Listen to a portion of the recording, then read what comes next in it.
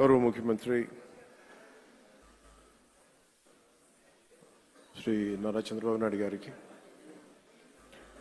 ప్రత్యేకించి ఈరోజు ఒక హిస్టారిక్ డే.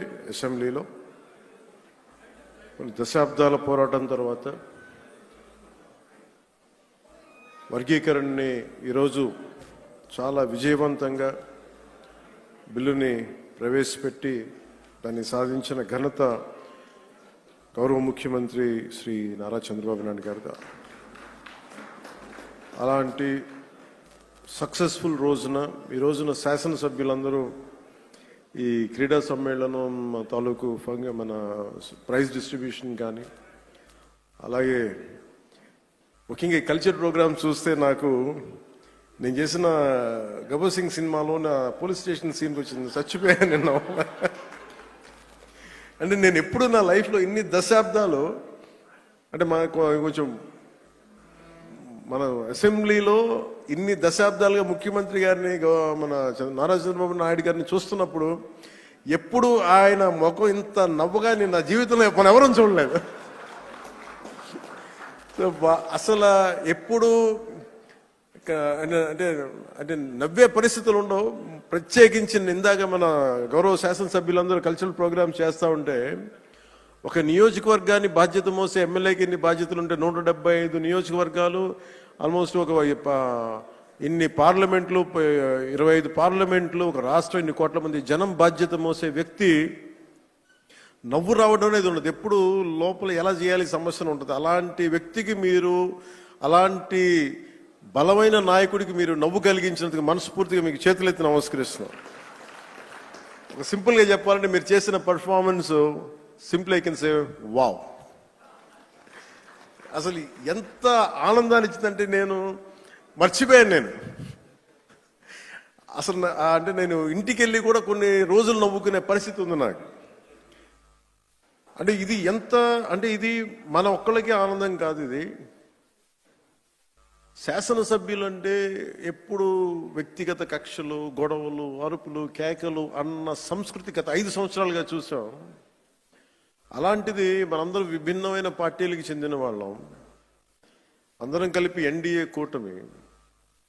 అలాంటి ఇదే వేదిక మీద అనుకుంటగా మన ఎన్డీఏ కూటమి మొత్తం ఆ రోజున పురంధేశ్వరి గారు కానీ నేను కానీ అందరం ఆ రోజున గౌరవ ముఖ్యమంత్రి గారిని ప్రతిపాదించినప్పుడు ఒక కొత్త ఆశ కలిగింది. రాష్ట్రానికి 5 కోట్ల మంది ప్రజలకి, దేశానికి ఒక బలమైన ఒక సమర్థవంతమైన నాయకత్వం ముందుకు వచ్చింది నడిపించడానికని.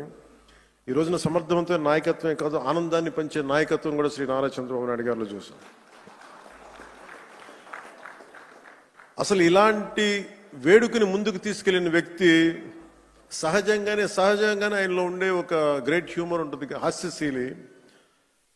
శ్రీ చింతకాయ మన గౌరవనీయులు స్పీకర్ శ్రీ చింతకాయల అయ్యన్న పాత్రుడి గారి పాత్ర ప్రశంసనీయమైంది. ఎందుకంటే ఆయన కనుక పూనుకోకుండా కానీ ఉండుంటే ఇంత ఆనందాన్ని మనకి లభించే అవకాశం ఉండేది. మనస్ఫూర్తిగా చింతకాయల అయ్యన్న పాత్రుడి గారికి మనస్ఫూర్తిగా ఈ సందర్భంగా నేను ధన్యవాదాలు తెలియజేస్తాను. అలాగే గౌరవ అసెంబ్లీ చైర్మన్ శ్రీ కొయ్యి మోషన్ రాజు గారికి, అలాగే దుర్యోధనుడిగా మనందరిని ఆలోచించిన శ్రీ రఘురామకృష్ణరాజు గారికి, కమిటీ సభ్యులకి, స్పోర్ట్స్ డిపార్ట్మెంట్ అధికారులకి, కార్యక్రమాన్ని విజయవంతంగా నిర్వహించిన ప్రతి ఒక్కరికి నా హృదయపూర్వక కృతజ్ఞతలు. ఈ 3 రోజుల పాటు మన శాసనసభ్యులు cricket, tennis, shuttle, volleyball, kabaddi, athletics, tug of war అనే క్రీడల్లో ఉత్సాహంగా పాల్గొనే క్రీడా స్ఫూర్తిని ప్రదర్శించారు. నాకు దురదృష్టవశాత్తు ఏంటో నేను ఎప్పుడు నా క్రీడలు నాకు తెలియదు చిన్నప్పటి నుంచి కూడా. మొట్టమొదటిసారి నాకు కూడా ఒక ఆశ కలిగింది, నాకు కూడా చేయాలనిపించింది. మేము వచ్చే సంవత్సరం ఒక ప్రయత్నం చేస్తాను. ఈ పోటీలో విజయం సాధించిన సభ్యులందరికీ నా హృదయపూర్వక అభినందనలు. మీరు చూపించిన సహనశీలత కానీ, పట్టుదల కానీ, ఇది ఏదో సరదాగా ఇవన్నీ కంటే కూడా మనందరి మధ్య ఒక స్నేహపూర్వకమైన వాతావరణం, అంటే ఏదన్నా సమస్యలు వస్తే కలిసికట్టుగా పోరాడే ఒక ఐక్యతనిచ్చింది. అది నాకు చాలా చాలా ఆనందాన్ని ఇచ్చింది. అందరం పార్టీలకు అతీతంగా మర్చిపోయి సీనియారిటీ, జూనియర్ని తారతమ్యాలని మర్చిపోయి అసలు ముందు తీసుకెళ్లిన విధానం, ఈ స్ఫూర్తి ఒక ఆంధ్రప్రదేశ్కి కాదు భారతదేశానికి కూడా ఒక స్ఫూర్తి అని మనస్ఫూర్తిగా నాకు నిజంగా చాలా ఆనందంగా అనిపించింది. అలాగే దీన్ని ముందుకు తీసుకెళ్లిన ప్రతి అంశాన్ని ముఖ్యంగా ముందుకు తీసుకెళ్లిన మా ఎమ్మెల్యేస్ అందరికీ కూడా స్పోర్ట్స్ అథారిటీ ఆంధ్రప్రదేశ్ క్రీడా సాధికార సంస్థ ఈ కార్యక్రమాన్ని విజయవంతంగా అందించిన సహాయానికి నా హృదయపూర్వక కృతజ్ఞతలు తెలియజేస్తాను. క్రీడా మైదానంలో ఏర్పాట్లు కావచ్చు, అవసరమైన క్రీడా సామాగ్రి, క్రీడాకారుల సౌకర్యాలు వంటి అన్ని విషయాల్లో వారు చేసిన కృషి చాలా చాలా ప్రశంసనీయం. శాప్ అధికారులు, కోచ్లు, మరి సిబ్బంది మన అందరి తరపున ప్రత్యేక ధన్యవాదాలు తెలియజేస్తూ, మీ అంకిత భావం వల్లే ఈ రోజున క్రీడా సమ్మేళనం ఇంత విజయవంతంగా సాగింది.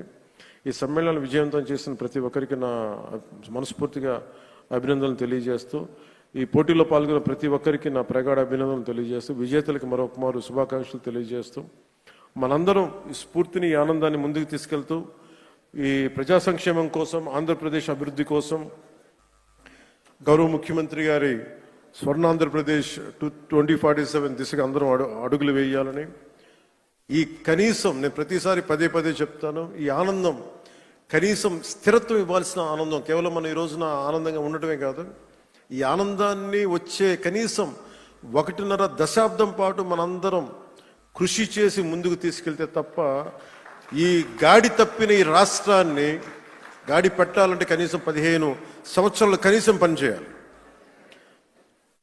ఇది ప్రధానమంత్రి గారు 3వసారి ప్రధానమంత్రి అయ్యారు.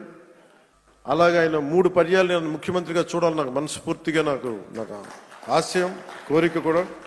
ఎందుకంటే ఆయన అనుభవాన్ని మనం ఎక్కడ కూడా అసలు పక్కన పెట్టలేం.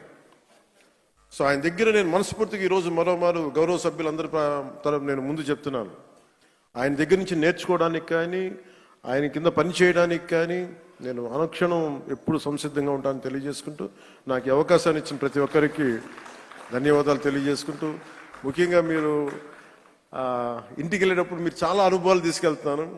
ఇందాక గౌరవ ముఖ్యమంత్రి గారు కూడా చెప్తా ఉన్నారు, వారిద్దరు గౌరవ మన సుందరపు విజయ్ కుమార్ మన ఇంకో శాసనసభ్యులు ఇద్దరు చేసింది, రాలిపోయే పువ్వా నీకు రాగాలి ఎందుకంటే, నేను అది గుండెల్లో నింపుకొని కారులో వెళ్ళే వరకు, ఇంట్లో పడుకుపోయే వరకు ఈరోజు అదే నవ్వుతూ ఉంటాను. ప్రతి ఒక్కరు చేసింది అంటే మనస్ఫూర్తిగా అందరికీ ధన్యవాదాలు తెలియజేసుకుంటూ, జయ ఆంధ్ర, జయ భారత్, జయ హింద్.